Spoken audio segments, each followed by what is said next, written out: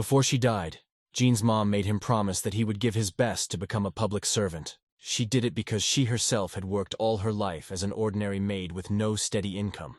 Jean loved his mom too much not to keep the promise he made to her before he died. So while the other kids were out partying and relaxing in nightclubs, Jean was studying hard, day and night. Naturally, Jean was able to not only get into the most prestigious university in the city, but also graduated safely from it. Immediately after completing his studies, he was invited to take the written examination for the civil service, which he also passed successfully. And finally, he had one last step left to fulfill his promise. But on the way to City Hall, Jean is hit by an unknown rider. Fortunately for a man who lived his life believing in stability, death was instantaneous. After his death, Jin saw nothing but darkness, when suddenly the battlefield appeared in front of him, where fierce barbarian-like warriors fought monsters. It was more like a dream than reality. The world that appeared before his eyes wasn't that. It was more like some kind of computerized, because Jin saw monsters and mages fighting. How can you believe that? And in the midst of the battle, the genie's consciousness was transported to the children's room. At that moment, the genie realized that he had been reborn in another world. Once upon a time, a long time ago, there was a major invasion of the devil and his minions in this world. He literally conquered the world with incredible power, killing almost the entire human population, leaving no one alive. When there was no more hope, and the rest of the world was ready to accept death, the devil made a huge mistake that cost him his life. He encroached on a village on the edge of the world, home to a tribe he couldn't stand. It was a tribe of hermits, the strongest people of the time, who were called ravens. After mankind defeated the devil, the remaining humans began to rebuild the world. But defeating the devil didn't mean humanity was safe. The monsters still continued to attack humans to destroy them. After the death of the devil, the world of men began to come a variety of monsters ranging from simple goblins to colossal dragons. But who was willing to challenge all those monsters that came to the world of men? I think the answer is obvious. After defeating the devil, the Crow tribe were no longer hermits, and their descendants became a sword in the hands of mankind. About modern crows, there's one very interesting thing to know. In spite of their outstanding fighting skills, they were not very smart. The strongest warriors in the tribe were considered the children of the chief, the eldest son Galahad and the youngest son Cain. As I said, they were not particularly intelligent, so all disputes were settled by a game of rock, paper, scissors. I completely forgot. The Corner tribe had 3 sons. The middle one was named Dan. Unlike his brothers, he was much smarter, and that's because he was from another world. I think you've guessed by now that Dan is our Jean. Meanwhile, Galahad decided to take on the dragon with his bare hands. Any sane man would have run away at the sight of a dragon. But not him. He was only interested in the money. It was more like a dream than dragon's horns. Galahad can be viewed in many ways, as a fool or as a hero. But either way, any man recognized his power. It may seem unbelievable, but with a single blow, Galahad was able to slay the dragon. And just when it seemed that the enemy was defeated, Cain heard suspiciously clumsy footsteps behind him. And this time, his warrior instincts did not fail him. He turned around and saw a huge band of orcs in front of him. The sight of these monsters terrified people and made their blood run cold. But Cain, at the sight of the orcs, laughed and said in a very high-pitched voice, "It's the orcs. It was time to remember my childhood." "They're mine," Cain added, but in a voice full of anger, and rushed alone into the crowd of monsters. Indeed, even this many orcs were no problem for him. He easily dispossessed one after another in his life. But also Galahad, after defeating the dragon, decided not to stand aside and joined his brother. And only Dan stood aside. All his life he had only dreamed of a quiet and most importantly stable life. After his rebirth, Jin never imagined that he would become a member of a warlike dragon-hunting race. After the battle, Dan was determined that it couldn't go on like this. So he came to his father and said he wanted to go to the archipelago, to the common people. As I said before, Dan was the middle son of the village head of Doomsa. Seeing the bewilderment on his dad's face, Dan shouted, "I have no business being here. I'm not like you." My father thought about it and said, "That's not true. You're smart and you're as good with a sword as your brothers, and you're the best at using magic in the village." Dan calmly listened to his dad and replied, "You don't understand. I want to work where I will be appreciated and honored." "All right. Then how would you feel about joining a guard run by your older brother? Or you could become part of a group of warriors led by a Cain." Dooms replied, "For any member of the Crow tribe, such an offer from the leader would be a gift of fortune." But Dan didn't want to get involved in the fighting. And then Dooms suggested that Dan take over the trade, under his sister's direction. But he didn't like that option. After all, he had to buy food for his family with all the proceeds. Sighing heavily, Father said in a half-whisper, "So, how do you like the idea of becoming the head of the village?" Dan was confused and didn't know what to say. It was the only position in the village that would suit him. When suddenly, a girl with a dagger in her hand jumped out from behind Dan. "Well, hello, Father," the girl shouted out. It was Chief Raisha's second daughter. Raisha, like all the children of Chief Doomsa, was an excellent warrior, though she was still a long way from her brothers. Yet she kept trying to prove to her father that she was no worse than her brothers, especially since, unlike Galahad and Cain, Raisha often used her wits in battle and tried to turn things in her favor. Dooms did not see his daughter as a great warrior. He saw her attempts to become a warrior as childish foolishness. All her life, Dooms laughed at her for being too thin. He thought it was impossible to be a warrior with a body like that. Dan didn't understand his sister's zeal. He thought that if she moved in a different direction, she would be able to achieve great success.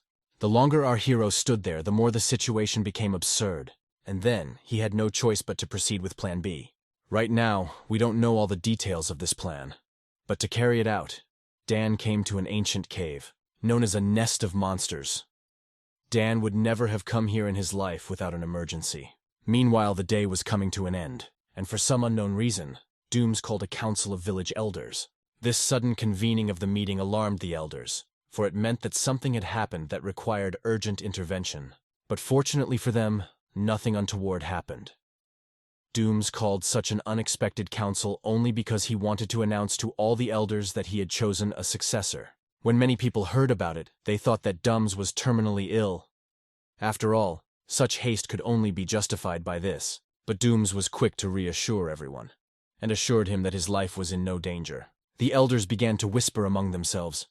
They argued about who would be the new reign of Galahad or Cain. Dooms was incredibly nervous before announcing the name of his heir. But taking a deep breath and exhaling, the chief said, "In full health and pure mind, I swear on my warrior's heart that my son Dan will be my next heir." To say that the elders were surprised is not to say they were shocked. After all, they thought Dan was a completely useless child. Suddenly, one of the elders had the courage to say, "Chief, I don't doubt your choice, but why did you choose him? I didn't think I should explain. After all, it's clear enough. The head of the village should be the strongest man," answered in Dooms. Many of them were angry at the chief's response. After all, many of them had built good relationships with the Galahad and Cain, completely ignoring Dan, and this choice of an heir could affect their position in the village. But one of the elders asked the question that was on everyone's lips. "Is your son Dan stronger than his brothers?" Of course, unlike Galahad and Cain, Dan is still not strong enough. Besides, Cain has the best skill in fighting technique. But then why did the chief choose Dan? And it's very simple. Dooms believed that Dan would soon become the strongest magician in history. This view of the village's future surprised many. Crows consider magicians to be common magicians and their spells useless. Or rather, it used to be. Dooms told the elders the story of how Dan had single-handedly defeated the dragon using ordinary magic and magical martial arts. This story the chief had kept secret for years. And now he told everyone that Dan had been able to defeat the dragon when he was 12 years old. When the elders learned of this, they boorishly began to shout, "And nonsense, this can't be! This is nonsense!" It's all about the fact that they still think magic is just flashes of light from their hands. They don't realize that magic is the ability to control and unleash a force of colossal proportions, whereas a magical martial art is the ability to circulate magical power within one's body. When suddenly, one of the elders stood up and said, "With all due respect, but using these two abilities together, magic power can create chaos inside the body that will simply destroy a person." And at that moment, the chief's patience ran out of a voice full of rage. He said, "Do you think I don't know it? My son said that fighting was not something difficult. He also compared it to reading a book while eating," the chief added. Before he could finish his story, he was interrupted by a panicked watchman who burst into the room and tried to tell him something. Calming his breathing, the guy said, "Chief, I think you need to see this." Watchman brought the chief and all the elders to the outskirts of the village, where a whole sea of monster corpses lay. As soon as Dooms and the others arrived at the place, Risha came running in, a letter from Dan in her hands. My father opened it and began to read aloud. "My name is Dan. I am the middle son of the Grand Chief of the Dums. I am writing this letter to my beloved family. My decision may seem strange to you, but I have decided to leave the village and go to new and uncharted places. But it doesn't mean we're breaking up for good. I just want to find a job that works best for me. Father, I took my passport and some money from your safe. But in return, I left about 50 monsters I've defeated. Selling their body parts should be enough money to pay for the damage several times over. Surprisingly, this letter did not arouse absolutely no emotion in Dums. After a few seconds of thought, the chief said, "Chief of Security, come here. I'm assigning you a personal mission. You are to go in search of Dan Blade immediately. You must bring him home, alive and unharmed, even at the cost of your own life." And in the meantime, Dan had already traveled beyond his father's property line. But even so, Dan was well aware that a security team could intercept him in a matter of hours. But even this point, Dan had factored into his plan. Since the monster's blood contains poison, when the body rots, toxic substances vaporize into the air. In other words, the longer the bodies lie, the more the earth around the monsters will become dangerous and uninhabitable. And since it would take a lot of men to clear the entrance of the corpses, the number of pursuers would be greatly reduced. Dan, once again, has proven himself to be the heir apparent. Dan would have gladly accepted the position of village head had it not been for the promise he made to his mother before his death. If you think this decision was easy for our hero, you are sorely mistaken, because in the time since he was reborn, Dan has become very close to his father. But even such a strong bond won't stop him from reaching his goal. And meanwhile, at intelligence headquarters, the intercept plan was already under discussion. The intelligence team was highly specialized in this kind of assignment.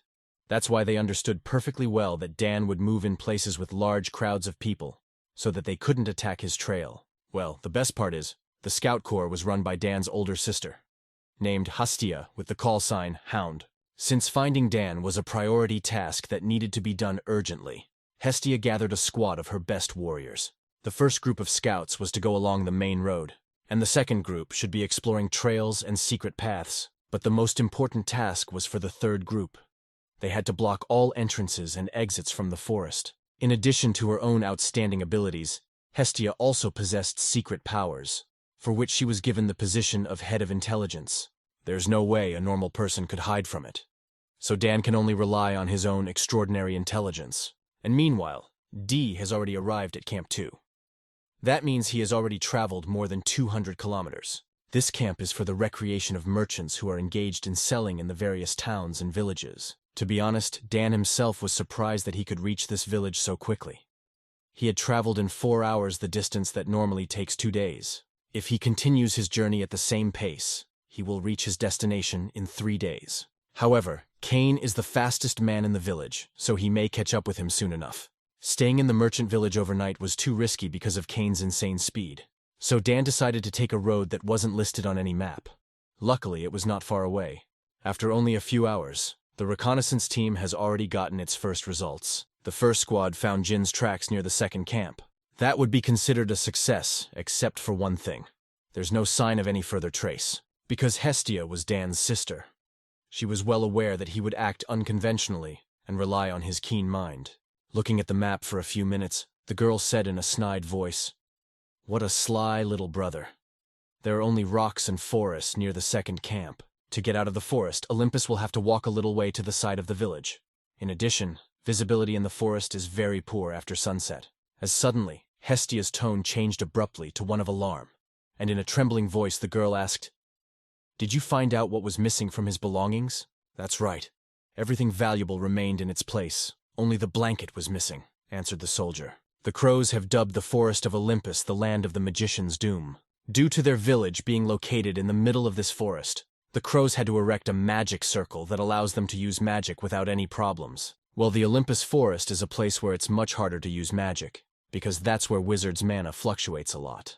And since Dan had destroyed a whole bunch of monsters before he left, he probably didn't have any strength left now." Hestia quickly figured out Dan's plan, and marked on the map the places where it would be safe to set up a rest stop. The girl was sure that Dan was right there now, for she was well aware of the limit of his strength. Meanwhile, Dan was indeed not far from the second camp in one of the caves. But the cold was so intense that it was impossible to sleep. Besides the blanket, Dan brought a few other things from home, including a muffin. He wanted to use the fire palm spell to make himself a mug of hot tea. However, as he had expected, magic was beyond his control in the forest. However, it should not be forgotten that Dooms wanted to make him his heir, exactly because he considers him the strongest mage. And on one failed attempt, Dan decided not to stop. He concentrated all his remaining strength and tried again, and this time successfully. Even though his mana reserves were practically zero, Dan was only able to last the Fire Palm spell for a few moments, but it was more than enough to warm up the tea. Well, now that Dan's out of sight and warm, we can finally get some rest. Before Dan could close his eyes, 3 warriors from the village appeared at the entrance to his cave, who, at the sight of him, pounced on him without the slightest hesitation. But surrendering just like that, Dan wasn't going to give up, especially since it was just a group of ordinary soldiers. Though he couldn't use his spells to their full potential now, he still had his fighting skills. Mages rarely get into melee combat, but when it comes down to it, they're always trying to use the physical strength of their enemies against themselves. Of course, the soldiers weren't stupid enough to beat each other up by accident, so reluctantly, Dan helped them out. When the last soldier remained conscious, Dan turned around from the sincere smile on his face, said, "To capture me, you should have brought more than 3 people." Realizing what was about to happen, the soldier smiled and said, "You look like you are an excellent young master as always." Having dealt with the group of pursuers, this one immediately left his temporary shelter. Dan was well aware that these soldiers could not have ended up in his cave by accident, which means it's all Hasty's doing, because she's the only one who understands how Dan will get around. It's not to say Dan didn't see this coming, but he thought it would happen a little later. That's why he had to hurry. But as he approached the trail he was going to take in the morning, Dan spotted a scouting party looking for him. Looking at what the scouts were wearing, Dan realized that they were the 3rd Rapid Response Team. That meant that the entire area was already cordoned off. With every passing second, things were getting worse and worse, and if things continued at this rate, Dan's plan would fail. When suddenly, behind our hero was heard a loud howl of a raven, which not on a joke frightened him. Thanks to this raven, the scouts were able to locate Dan, which means we have to react fast. The news that the scouts had already found Jin reached Heshia in a matter of minutes. That's what scouting is all about. At that moment, the girl was incredibly pleased with herself, for she had managed to unravel the plan of the smartest man she had ever met. But her job wasn't to find Dan, it was to bring him home. So she ordered a cordon around the neighborhood where he was last seen. When suddenly the girl shouted, "The operation must involve everyone without exception." The scouts looked everywhere for Dan, even going so far as to look under even the smallest rocks. They went around to all the caves around here, but they couldn't find Dan. They spent all night looking for him, but to no avail. The entire intelligence service participated in this operation, even the most senior officers, with the exception of Hesia herself. As soon as the first rays of sunlight filled the intelligence headquarters, at the same moment Dooms walked through the door and said, "It's already dawn. You still haven't managed to find him?" "Father, don't worry. It's just a matter of time to catch the little brother," Hesia replied. Dums trusted his eldest daughter implicitly in this matter, but then a tactical map came to his attention. Dooms realized that the soldiers had Dan pinned against the mountain, but he didn't understand why they didn't attack him from above. Heshia hastened to explain to her father why so-and-so said, "There is a precipice that way." Did not finish his thought to the end. The girl was silent, and with bewilderment on her face looked at the map again. After a few seconds of thought, she said, "Lieutenant, how many people have discovered the brother for the first time?" "General, I can't be sure, but it's about 3 or 4 men," replied the soldier. Sighing heavily, Hesia said, "Too little, too much. If I were Dan, it would just knock out those soldiers and stay there." "So why did he start running away?" the girl added. And in that moment the girl finally realized that Dan had purposefully given away his location. But why would he do that? And it's simple as that. After giving away his location, Dan concentrated all the scouts in a small area in the vast forest. And yet the question remains as to how he escaped, since there's nothing on the other side but a cliff. Things got too confusing. I mean, if Dan hadn't gone over the cliff, the scouts would have caught him by now. Where'd he go? In which case, there's only one option left. One that Hesia hadn't considered from the beginning. This is it, the realization. The sister finally realized that her little brother was going to use magic in the woods. Right now, it's just a hunch with no basis in fact, but you can't take any chances. So Hessian immediately gave the order to the messengers, that they immediately go to the scout corps and order them all to go to the cliff of Olympus. In the meantime, Dan had already arrived at the place from which he was going to cross to the other side. This precipice evoked a whole storm of emotions, excitement, and calm at the same time. But Dan's seclusion didn't last long. While he was mulling over his plan, the scout group had already found him. But how could they find him so quickly, since Heshi had given the order only a few minutes ago? But that's not so important right now. The main thing now is to get away from the pursuit and at the same time, not to hurt your friends. Funny how it was the Reishi group that found Dan before anyone else. Oh, that's what this is all about. That's how they found Dan so fast. They had with them Kane, the fastest man in the Plemony. Kane tried with all his might to grab Dan without hurting him. Hoping to convince Dan, Kane said, "Brother, you'd better go home to avoid creating more trouble." But Dan continued to dodge all of Kane's attacks, completely ignoring his words. Kane quickly realized that this situation could not be resolved by simple talk, so he decides to cut off Dan's limbs to immobilize his brother. If he does this and brings Dan home, he'll be forgiven. Dan was prepared for almost any eventuality, but not this one. Wow, that's a lot of power! I'm afraid Kane may have hurt his brother more than he intended with that blow. But when the dust from the attack cleared, Kane saw that Dan was standing on the very edge of the cliff intact and out of harm's way. He had a sparkling smile on his face. Looking at Kane, Dan shouted, "Hey brother, you missed!" But not all is not so rosy, although Dan survived, but the rock under his feet collapsed. And Dan was like a stone falling to the bottom. To survive a fall from such a height would have to be unrealistically lucky. But as Reisha and Kane approached the edge of the cliff, they shouted in unison, "How can this be? Where is he?" Meanwhile, Heshi berated herself for not figuring out Dan's plans sooner, because it was a mistake that could have cost her a successful mission. Best of all, if you cross the cliff, it's no longer a forest, which means Dan can safely use magic. Kane and Reisha, until this moment, didn't even suspect that their worthless brother was capable of using magic, so they just watched him with their mouths open. Flying over them, Dan said, "I'm sorry, but you have to realize I can't do this anymore. Even though I've learned a few spells, I still lack a lot compared to you. But don't worry, I'll be fine. I can take care of myself. And tell my dad I'm eternally grateful for everything, and thank you." Those were the last words Dan said to his brother and sister. And like a blue comet, Dan flew into the sky and disappeared over the horizon. I had to admit, his level of magic was truly astounding. The archer offered to shoot Dan as he watched him moving away from them. But Kane forbade it, for he was afraid Dan would be crushed. What happens now that Kane and Reisha can't go after Dan anymore? That means they've failed the mission. They had no choice but to go home. After a failed attempt to capture Dan, the Derms convened another council of elders. The elders, once again, tried to change Dum's mind. They assured him that Dan was too young to be the head of the village, especially since he had run away. When suddenly, from the other end of the table, a low voice came from across the table and said, "That's not important right now. We have another problem. If your son does something like this, will you take responsibility for his actions?"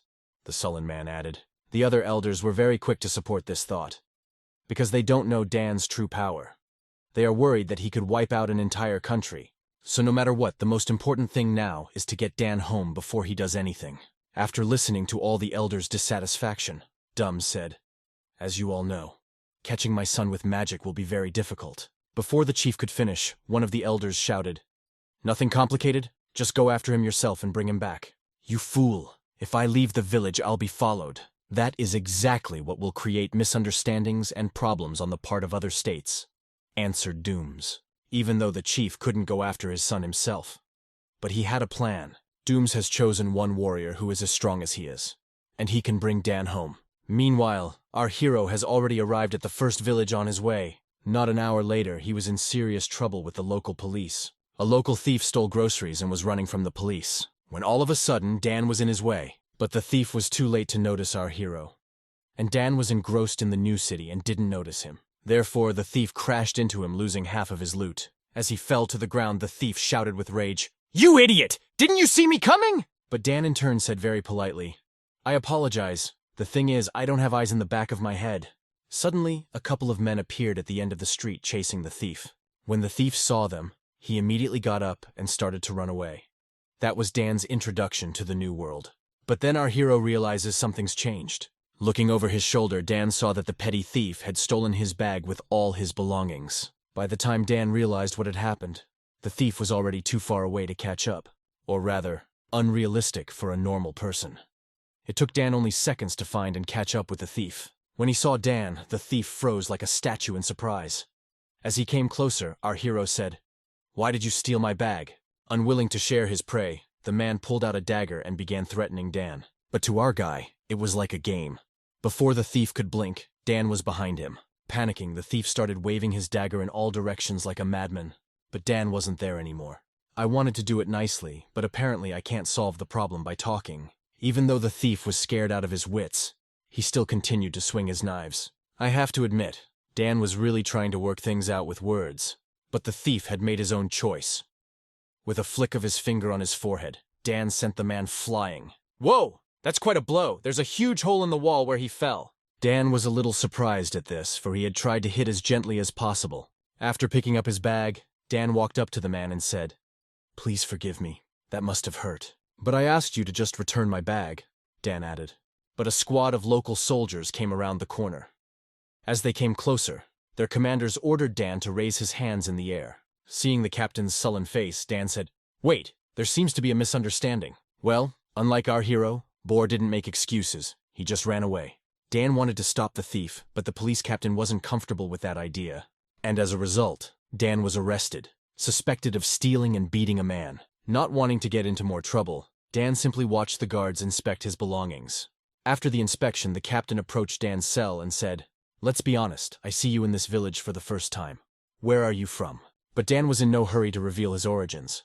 If he did, the guards would inform his father that Dan was in the police station. When suddenly the captain said, "I realize you're scared, so you can keep quiet, but you have to provide identification." That's good for Dan, because he took his sister's ID when he left the house. He didn't want to keep such important things in his backpack. So he hid it in the spatial hole. Spatial hole. This is one of the basic spells that allows mages to store unlimited items in another world and retrieve them whenever they want. And it was easy to change his name and surname with magic. So Dan had no problems with documents. Glancing at Dan's ID card, the captain of the guard broke out in a cold sweat and became visibly nervous. When suddenly, in a voice full of guilt, he cried out, "I apologize! I apologize for not recognizing you. I have sinned." While the captain was looking for the keys to Dan's cell, Dan himself was trying to figure out what had just happened. The only reason Dan could be let off so easily is because he made an ID for some local aristocrat. Having a powerful man's last name is a good thing, but it can come with a lot of problems. So Dan decided it was worth changing his name on the paperwork to avoid that. But then our hero smelled the freshly baked buns, which drove him crazy. He hadn't eaten in 3 days. As Dan approached the shop, he asked how much a bagel cost. The salesman replied, "Are you blind? It says 2 felk." Dan didn't know much about the local currency, but he took some coins from his father's safe, which he used on his travels. Delivering a huge platinum coin from his backpack, Dan held it out to the merchant and asked, "Uncle, is this enough?" Upon seeing this coin, the merchant turned pale and sweaty, just like the police captain. The peddler said, after a moment's respite from shock, "I'm sorry, sir. I didn't know you were the Count's son. I apologize for my rudeness, but I won't have change. So if you need something, just take it for free." "That would be the best compliment for me," the salesman added. It was all too weird for Dan. Well, he didn't let it go. He took the bagel and left. Staring at the coin, Dan pondered how much value this piece of metal had. And to find out, Dan went to the most expensive restaurant he could find, but there was no change. Next, Dan went to a jewelry store, but even there, they couldn't help him. The only lead Dan got was at the gun store. When the salesman said that even if he sold the whole building, he couldn't make change, which meant that in one coin, there was a whole lot of money to live on for a lifetime. But ironically, he has the money, but he can't use it, because of which he had to sleep outside in the pouring rain. Lena still doesn't fully understand how currency works in this world, just how valuable his coin is. His only regret now is that he didn't study harder. When suddenly Dan's loneliness was interrupted by some man who said, "There you are." Turning around, Dan saw the very same thief with a couple of huge bouncers. Smiling, our hero said, "Good evening." Smiling ear to ear, the thief said, "I think I'm due some compensation for the recent incident. The coin you have in your hand will be quite enough," the man added. Looking at Dan, the bouncers couldn't believe that he was able to deal with the thief alone, because he was just a kid. When the thief heard that, he shouted, "You know what you're talking about. I couldn't have been fooled by an ordinary boy. Be careful. He must have some kind of weapon." And then Dan shrieked enthusiastically, "You're exactly the same pickpocket I ran into this afternoon. Speaking of which, do you have any change? I'd like to change this coin," Dan added. Like all those who saw the platinum coin, the bouncers were speechless. Suddenly, one of them said in a trembling voice, "Who are you?" But the thief, unlike them, grabbed the coin out of Dan's hand without thinking, and said, "I don't have the change, but I'll take it as moral damages." But expressing utter bewilderment, our hero said, "You misunderstood me. I don't need much. At least give me the money you have." But then a strange voice came from around the corner and said, "Where have you ever seen 3 adults molesting a child?" "Urgently stop it!" added the stranger, judging by his steely gaze and the sword on his belt. It's almost 100% certain he's a warrior. But of course, the bandits didn't listen to him. Seeing him as a threat, they decided to deal with him first. The stranger did not wait for her to attack him, and attacked the bandits first, with lightning-fast blows. Knocked out the first one first, we knocked out the second. It's amazing how someone so thin can be so strong. But that's not what this is about. The thief was left alone with this stranger.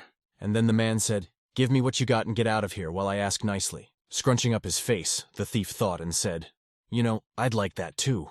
I don't know if my friends will listen to me." The thief added. And behind the stranger, the same thugs who had been lying unconscious on the floor a second ago reappeared. To watch what happened next would be too cruel. Well, here's the result. The bandits simply beat up the stranger and took the coin for themselves. But even in that state, the stranger said, "Hey kid, are you okay?" After resting a bit, the stranger led Dan to a local tavern, where he fed Dan whatever he wanted. It's the first time Dan met a good man in this world. The stranger waited until Dan had finished before he said, "By the way, my name is Les von Carter, but you can call me Les." Thinking it was his turn to introduce himself, our hero said, "And my name is Dan Mark." During dinner, Les was asking Dan about everything. What he liked, what he didn't like, and so on. In the course of their conversation, Les found out that Dan had no place to sleep, so he let Dan stay here for the night. Was a very nice and kind man. He dreamed of one day becoming a great knight. That's why he was so kind to Dan. When suddenly, a girl entered the tavern and shouted at the top of her voice, "Where's my brother?" This girl was Les's sister named Alice, an incredibly beautiful girl. Walking over to the table where Dan Les was sitting, Alice said, "Brother, what's the matter? Did you bring someone here again?" But coming even closer, Alice saw that her brother was covered in bruises and scratches. And then the beautiful girl turned into a real devil, scolding her brother for his short-sightedness. When suddenly Alice said, "This can't go on any longer. How are you going to get to the island in this condition? I wonder what island we're talking about." But then Alice's anger turned to Dan. The pressure made it hard to get a bite of food down my throat. But luckily, other than a judgmental look, Alice hadn't done anything else to Dan. But the look in her eyes spoke volumes. Leaving the tavern, Alice made a promise that if Les didn't go with her to the island, she would bury him in the woods as deep as you could. When it was just the two of them, Les said, "That's my sister. She's been very irritable lately because she's so tired. Don't mind her." After a few minutes of complete silence, Dan said, "Listen, I've been wondering something. Do you know anything about the local currency? The thing is, I come from far away, so I'm a bit confused about what kind of money is used here. There are a total of 8 units of currency in the Empire. Iron, copper, bronze, cupronickel coins, silver, high-test silver coins, gold, and platinum. For an example, Les took out 2 copper and 1 iron coin, and told me that here people call these coins felkas. 1 iron coin equals 1 felk. 1 copper coin equals 5 felks, and a copper coin equals 10 felks. The principle of increasing nominal value depending on the metal looks like this. It's all very interesting and understandable. But the question remains, what can be bought for this money? For 6 gold coins, you can rent a nice manor for a month. But for 1 platinum coin, you can rent a huge manor. Now Dan finally realized why everyone reacted the way they did when he asked for change from a platinum coin. After all, he was willing to pay millions for regular groceries. After supper, Les gave Dan a private room in the tavern. Dan, laying out all his things he had managed to take from home and trying to come up with a plan of action. The priority right now was to find some money.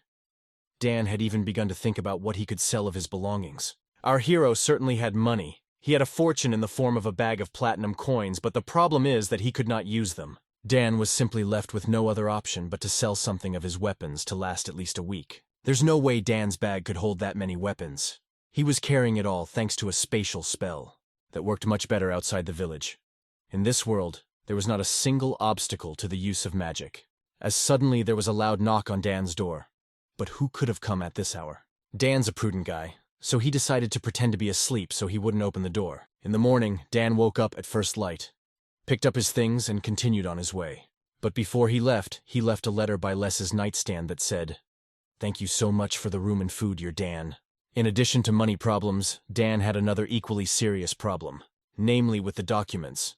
Now he is the son of an earl for everyone. And if this is not changed, in time, he will become too noticeable. So Dan went to town to find someone to help him solve this issue. Meanwhile, the thugs that beat up Les yesterday and took the coin from Dan were trying to split the proceeds. But they run into the same problem our hero did. No one in town can give change for that kind of coin. But then the thief heard a strange noise behind him. He turned around and saw that the bouncers had disappeared. Unable to contain his surprise, he shouted, "What the hell? Where the hell are they? Something's wrong." And then Dan's voice came from behind me. "Hey, let's talk." Of course, no one would talk. Dan just punished the thief and returned his, "But it's not over. I'd say it's just the beginning." I know exactly what it looks like.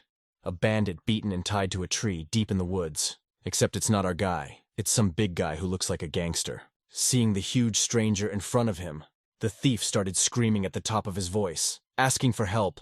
And then the big guy took down a nearby tree with one blow and said, "If you make a fuss again, I'll do the same to you." "I heard that there is a man in this village who makes forged documents. Who is he?" the stranger added. "Forged documents? I've never heard of such a thing." "I swear," replied the frightened thief in a trembling voice. But the big guy didn't believe a word of it. So he broke the tree to which the thief was tied into 2 pieces. Realizing the situation he was in, the thief shouted, "I really don't know anything, but I know someone who might know." After learning all he could, the big guy left the thief in the woods and headed into town. I think you've already guessed that the big guy is our Dan, who used a transformation spell. Well, I have to admit, today's day.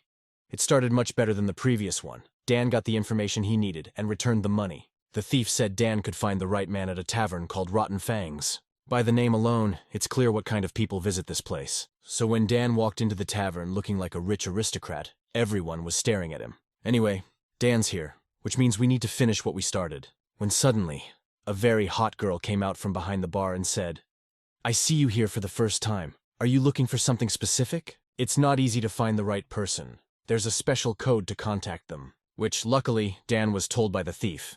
The key is to say it in the right order.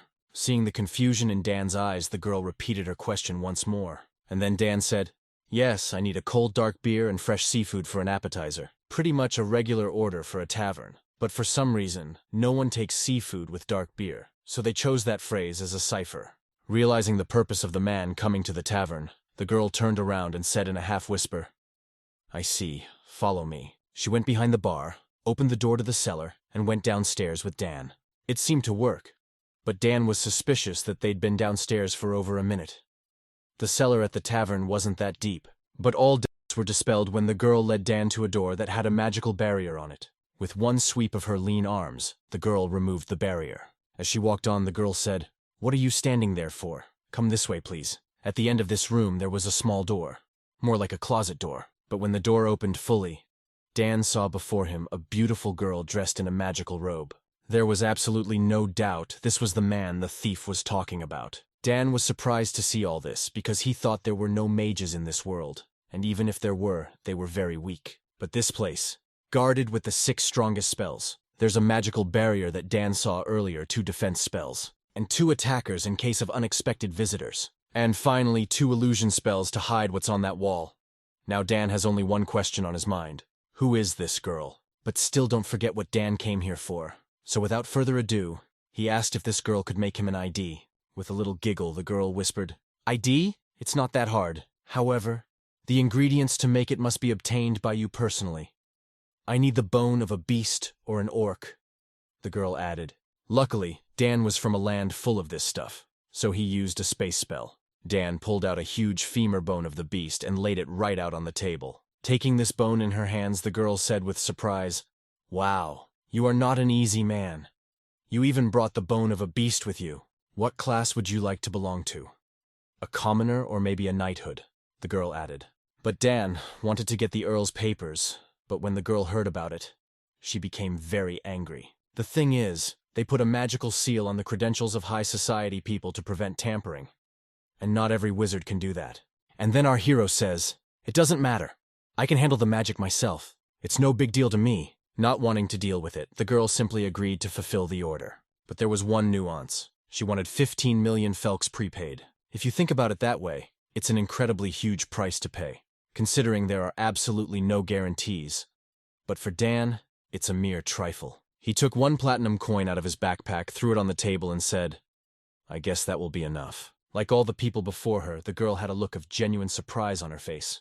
Interesting that even for her it's a lot of money. Realizing that Dan could buy himself a lot more besides new documents with this coin, he asked the girl, "What?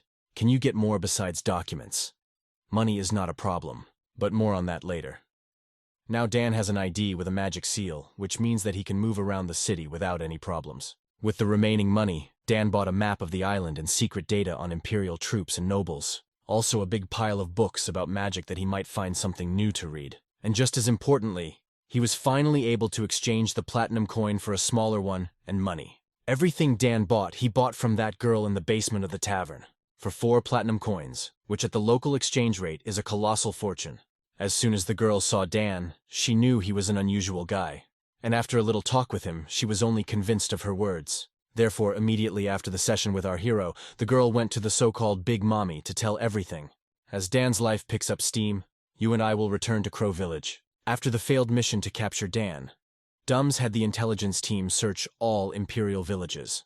But so far, all to no avail, because Dan can hide using magic. But Hezia assured her father that there was no need to worry. After all, in addition to her men, she had also asked her uncle for help. Meanwhile, Dan went to the local gun shop to buy stuff. When he saw how many things Dan was going to buy, the merchant said, "You're going on a trip or something. Where are you going to buy so many things?" Dan smiled and replied, "Don't worry, I'll need them for one thing." On the way home, Dan's attention was drawn to a couple of young guys yelling all over the street, who were trying to bargain with the salesman. Turning around, what I'm to you guys were Alice and Les, who were obviously short on money. Alice made quite a row over a single bronze coin. Her screams reached almost every corner of the village, but at that moment Dan came up to them and offered to pay the price they had originally paid. Thus, he wanted to thank Les Zato for helping him in his time of need, even though he should not have done so. After the shopping was done, Dan took his friends to True to feed them, when suddenly Les said, "I was worried, thinking something had happened to you, because you disappeared so suddenly." Suddenly, Alice interrupts him and says, "He was just a shamed fool." Dan found their quarrel amusing, and then he said, "You're both right. I'll pay for everything, so eat as much as you want." Les was insanely grateful to Dan for being so kind. It proved that all good things come back to him, which can't be said for Alice. She's a pretty girl, but she has a very bad temper. After waiting for them to eat, Dan leaned over to his brother and sister and whispered, "I think it's fate that we met. I want to go to the island too. Don't think for a second. Les said it's great. We can go as a threesome." Well, Alice didn't like that idea very much. The distance from here to the island is about 2,000 kilometers, so if Dan flies by himself, he can get there in 3 days. However, he would use up too much of his strength. So Dan was more than happy to take Les up on his offer to travel together. But then Alice intervened and said, "Do you have any idea how much train tickets cost? What if that kid asks you to buy him food again?" Hearing this, Dan laughed hard and replied, "I have enough money not to apply you. I'll tell you what, I can lend you some money if you need it," Dan added. Alice couldn't believe her ears, for just yesterday, her brother had given almost the last dime to feed him. "We'll come back to our heroes a little later, and now we'll go with you to the Emperor's palace." One of his best generals, Vladi von de Kant Blade, arrived for an audience with the Emperor. Emperor Bentel, praising his general for his work in protecting the Empire from evil forces. Behind him stood a girl with dragon horns, what she called a draconian. Her name was Orfina. All of this is extremely boring, so let's get right to the point. General Vladi was the very uncle to whom Hesse wrote the letter, and General came to meet the Emperor. It was because of this letter that he came to tell his king of the incident with Dan. Emperor did not fully understand why the general was sharing this news with him, but upon learning that the Dums had chosen Dan as their heir, the Emperor's face changed drastically. It's all about the fact that if something happens to the heir to the Raven Throne on Imperial lands, the Emperor himself could get hurt. When suddenly Vladi said, "You have no idea how strong this boy is. At the age of 12, he defeated a dragon with magic alone, and it was not far from the forest." This news the Emperor couldn't help but be alarmed, for if anything were to happen, a terrible war could break out. But nevertheless, the Emperor has spoken. "I have much to do. Right now, as Emperor, my main concern is to take care of my citizens." "And what about my nephew?" Vladi asked. The Emperor smiled and replied, "He's part of your family. Shouldn't such matters be decided by relatives? It would seem that nothing terrible has happened, but believe me, now everyone who is in power and knows about the situation is on their nerves." Meanwhile, Dan, Les, and Alice were racing at full speed to the island.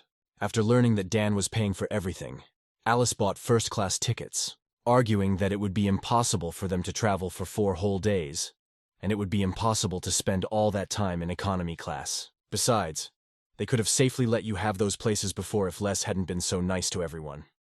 Didn't spend the family money. Watching their argument, Dan just smiled. Suddenly Alice said, "Anyway, we'll give you your money back." Their train was rushing like an arrow through the thick of it, toward Dan's dream. But like any forest, it held great danger in the form of huge orcs. Because of the monotonous view outside the window, the time was incredibly long. Dan decided to make the most of his time, and learn the laws of the Empire. It had been hours since they had set off, and all that time, Dan had been studying non-stop. When suddenly Alice said, "Apparently you're going to take the exam in the summer. I heard that civil service exams are held twice a year in winter and summer." And that's really what Dan's plan is right now. The exam is just over a month away, so Dan wants to spend all his free time studying, each of them going to the island to achieve their goal. For example, Les wants to become a knight. When all of a sudden the train suddenly stopped. Although according to the schedule, the first stop should be in a few hours. And then Dan's gut started sounding the alarm. This only happens one way. If there are monsters around. Look out the window, Dan made sure of what he felt. Goblins attacked the train. He could have just hid and waited out the monster attack. But no. He chose the other way, especially since with his abilities, a group of ordinary goblins is nothing. Dan, like lightning, killed the goblin that got into their carriage. But how? Monsters were able to get so close to the railroad because before each departure of the train, the forest along the tracks are carefully checked. But now is not the time to think about that. First, we need to kill the monsters. When Les heard shouting in the next carriage, he decided to go to their aid with his sword. Before he left, he promised Alice he'd come back in one piece. When he got into the next car, Les was horrified by what he saw. Monsters were everywhere. When suddenly one of the goblins shouted, "Take whatever valuables you can find, and any men who resist, kill them." One would expect that the goblins attacked the wagon precisely because of the jewel, because that is their weakness. A goblin would sell his own mother for a gold necklace. Luckily, Les got there in time and none of the men were badly hurt, minor head bruises at most. Wanting to be a knight, the boy fought without a shred of fear. Even though the enemy outnumbered him many times over, Les, one by one, took the monsters' heads off. With this kind of data, he would have no problem achieving his goal. And just when it looked like the enemy had been defeated, a whole horde of new goblins entered the carriage. As skilled a warrior as Les was, he could use some help right now. As expected, the monsters did not attack one by one. In the best traditions of all orcs, they attacked in droves. And at that moment, Les's whole life flashed before his eyes. He couldn't believe it would end like this. But it was too soon to say goodbye, because Dan came to his rescue. Our hero only needed one spell to take out a whole bunch of monsters. Now I understand why Dooms chose Dan as his heir. The kid's only 16 years old, and he's already capable of this. I'm sure this is far from the limit of his abilities. After dealing with the monsters, Dan said, "I can't be delayed by such things. I have to get to the island as soon as possible to study for the exam," added Dan. Alice had first suspected that it was Dan who had killed the goblin. But when she saw him create the spell, she was convinced. Now in her eyes, Dan is no longer a defenseless little boy, but a true hero and warrior. The next few days of the journey passed without any problems, and our heroes finally arrived at the island. Just as Dan was leaving the station, he saw a carriage carrying some aristocrat hit the poor man. So on top of that, the wagon driver made the man responsible for what happened. Not wanting any unnecessary trouble, the man simply apologized and disappeared. But what caught Dan's attention most was not the situation itself, but the crest with the wolf. When suddenly Alice yelled, "Hey, what are you looking at? You had to go to the bank, right?" And indeed, the first thing Dan wanted to do was get a bank card and open a savings account, so he wouldn't have to carry around a bag of money. To do that, Dan has to show his ID, is the basic procedure by which he will receive a name card. Everything was going well, when suddenly Dan became very nervous. He was 100% sure of the magic he'd put on the ID card. What if it doesn't work out? Dan, I even thought about running away from the bank, to avoid going to jail. But while he was thinking about it, the woman said, "Mr. Dan von Mark, the confirmation was successful." After filling out some more paperwork, he got a bank card from which he could withdraw money. But most importantly, he'll be able to put all his platinum coins into a savings account and use them whenever he wants. At the exit of the bank, Les and Alice were waiting for Dan. As a friend, the girl said, "You're so shameless to be in such a hurry, knowing that they're waiting for you here," holding out a bag of coins, or said, "Here, take it, I repay the debt as promised." Funny, Alice thought. Dan wanted to go to the bank so she could withdraw the money and pay back what she owed. But it's not that big of a deal. Well, it was time to say goodbye. They had reached the island together, and Alice had returned the favor, which meant their journey together was over.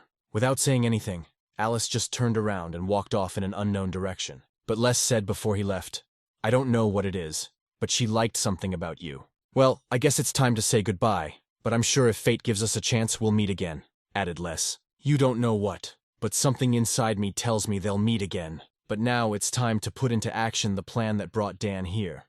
But first, we have to find a place to live. For some unknown reason, all housing in this town is at least 1 year's rent, but only one company provided housing by the month, which was perfect for Dan.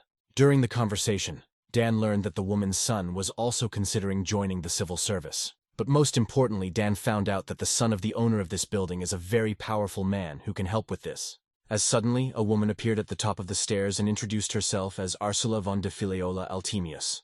Altemius, Dan definitely remembered hearing that last name somewhere before. Seeing the surprised expression on our hero's face, Rasulov said, "I understand. My surname is known to you, because my son is known as the youngest chancellor in the history of the Empire." And that's when Dan remembered seeing that last name on a list of all the nobles he'd acquired recently. Ursula's son was named Arcantus von de Filiola Altemius. That was the name Dan had seen on a list of the most powerful people in the Empire. Arcanti is literally the most powerful man among all aristocrats. He is known as the Emperor's right hand and brain. It's all very exciting, but the only question on Dan's mind right now is whether he's in trouble. Because who knows if this Chancellor might be on good terms with his uncle. And if the Chancellor finds out who Dan really is, all his plans will come to an end. When suddenly Arasula said, "Please forgive me, I have to meet my guests." And who do you think were her guests? That's right, Les and Alice. And I told you fate would bring them together. When she saw Dan, Alice screamed in a squeaky voice, "What are you doing here? Are you really going to live here too?" A little later that afternoon, at the Imperial Palace Finance Office, Arcant went through the files of all the students who were going to take the civil service exam this year. Among countless files, he only needed 3, 2 of which belonged to Alice and Les. The thing is, they were his nanny's kids.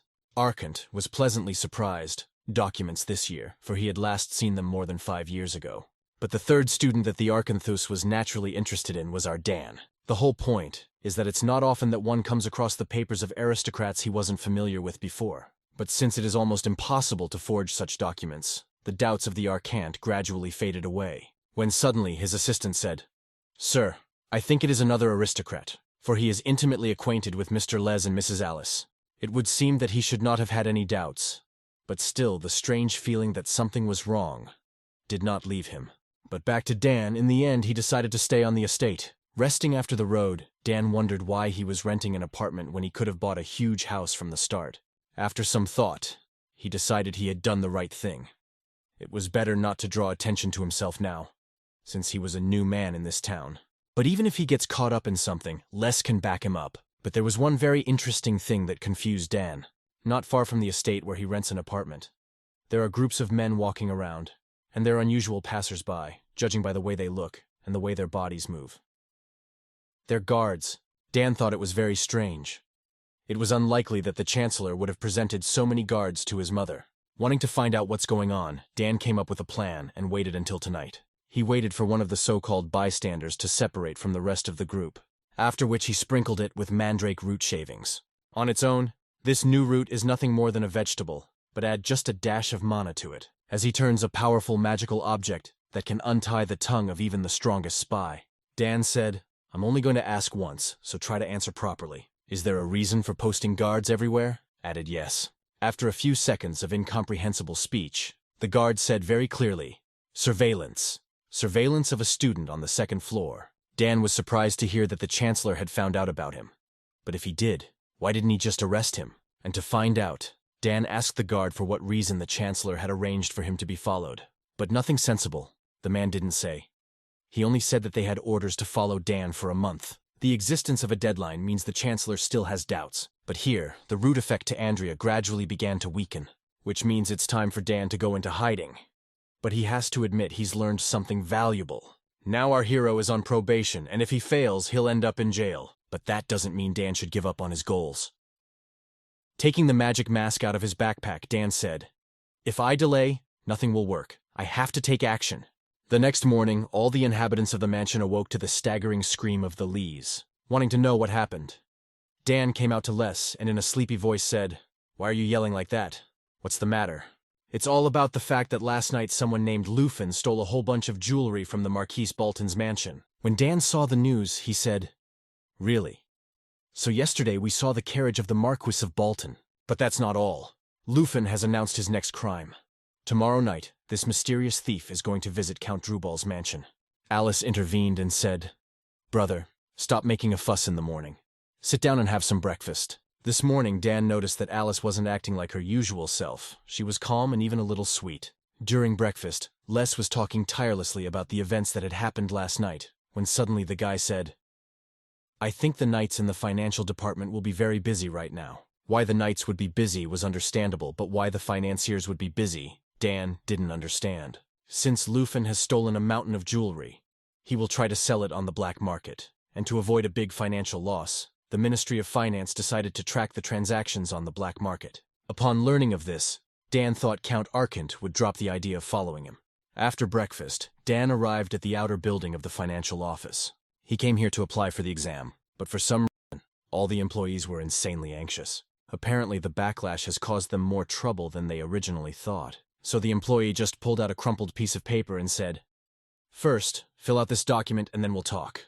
Dan was greatly surprised that he was personally allowed to fill out these documents, because usually these papers are filled out by a staff member who carefully checks the person's ID. While the entire finance department was literally freaking out, Dan filled out the paperwork and left. The time was nearing dusk, which meant that the next Lufin robbery was about to take place.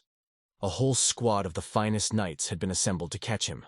The natural Lufin was Dan. But he wasn't doing it for profit, for Chancellor Arkant to think only of work. When the town's main clock struck 10 times, Dan got down to business.